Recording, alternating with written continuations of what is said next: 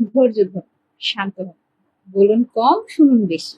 মুখের কথা আর হাতের ঢিল একবার ফসকে গেলে ফিরিয়ে আনা কোনো অবকাশ থাকে না।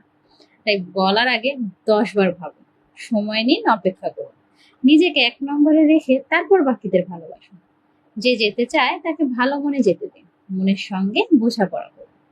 আপনার সবচেয়ে গোপন, আপনার সবচেয়ে না বলা কথা, সব রকম অন্যায়, সবচেয়ে ভিতরের কথা জানে একমাত্র আপনার অন্তর।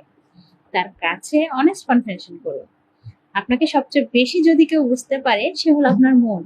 আপনার কোনো কাজে সবচেয়ে বেশি যে আপনার পিঠ চাপড়ায়, সে আপনার মন। আপনাকে সবচেয়ে বেশি ক্ষমা করে, সবচেয়ে বেশি সমালোচনা করে, সবচেয়ে বেশি গাইড করে, সবচেয়ে বেশি সান্ত্বনা দেয়, সবচেয়ে বেশি শক্তি যোগায় আপনার মনে।